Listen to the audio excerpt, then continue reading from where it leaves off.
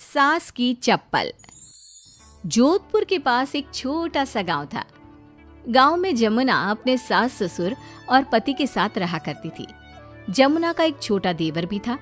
जमुना की सास बहुत ही कंजूस थी। एक दिन शाम के वक्त, अरे सासू माँ, ये कई करो, पाव भर सब्जी लाया हो, पूरे घर के वास्ते खाना बनाना है, काम किया चाले। जमुना की सास कहती है, अरे बिंदड़ी, घनी महंगाई हो रखी है, जितनी सब्जी रखी है उसमें ही काम चला ले। तो देवर बोल पड़ता है, कोई ना भाभी सा, मैं थारे लिए सब्जी लेकर आता हूँ। अरे काय करे छोरा, पैसा खर्च करने की कोई जरूरत ना है। इसी तरह से जमुना की सास हर बात में कंजूसी किया करती थी। एक दिन जमुना ने देखा कि उसकी सास की चप्पलें काफी घिस चुकी हैं और ये देखकर जमुना ने उन चप्पलों को घर के बाहर फेंक दिया। अरे बिंदड़ी, मारी चप्पल ना मिल रही, थारे को पता है कि कठे है। सासू माँ, वो चप्पल तो मन ने घर से बाहर फेंक दी, बहुत घिस गई थी ना। अरे थारी भली होवे, मारी चप्पल क्यों फेंक दी, मैं अभी उठा कर लाती। अरे माँ, क्यों जिद करे है, मैं थारे को नई चप्पल दिला कर लाऊंगा। अरे रहने दे, तू भी बिंदड़ी की जबान बोलने लगा है। नहीं चाहिए चप्पल मने, मारी पुरानी चप्पल घनी पसंद है।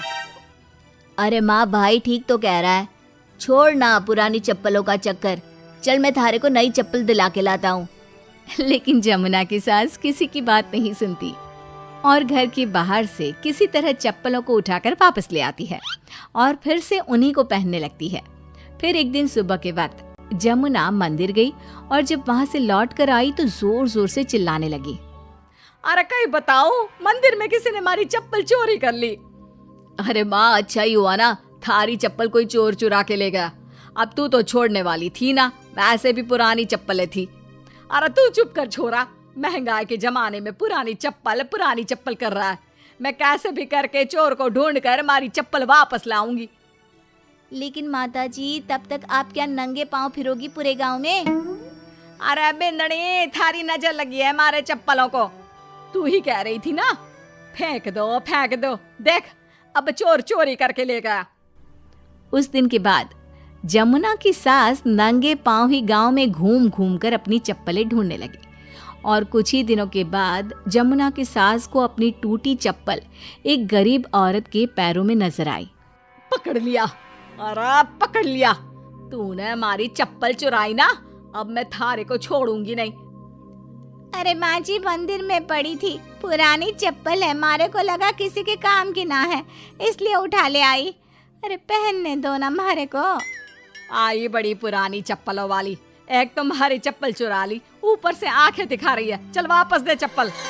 तभी छोटा बेटा वहां पहुंच जाता है और अपनी माँ को इस तरह देखकर कहता है, अरे माँ, क्या कर रही है, अच्छा ना लगे, छोड़ दे, बेचारी गरीब औरत है। मैं कह रहा हूँ ना, मैं थारे को नई चप्पल दिला कर लाऊंगा। ना बेटा, चप्पल तो मैं यही वाली पहनूंगी।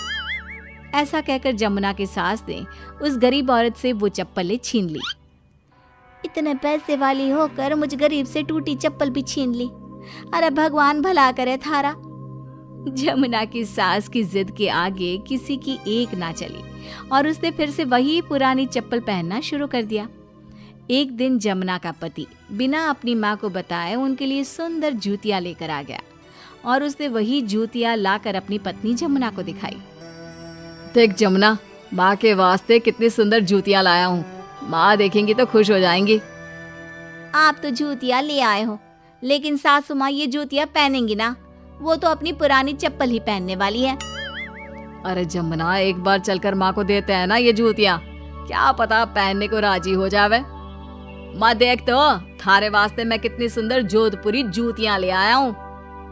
अरे ये क्या करे छोरा, इतना पैसा खर्च करने की क्या जरूरत है, मारे को ना चाहिए इतनी महंगी जूतियां, तू वापस देकर आ जा। जमुना और उसके पति के बार बार कहने पर भी जमुना की सास नई जूतियां नहीं पहनती। जमुना नई जूतियों को उठाकर अलमारी के अंदर रख देती है क्योंकि दुकान वाला भी अब उनको वापस लेने को तैयार नहीं था। कुछ दिनों के बाद एक दिन सुबह के वक्त अचानक से जमुना की सास की जोर जोर से चिल्लाने की आवाज आती है।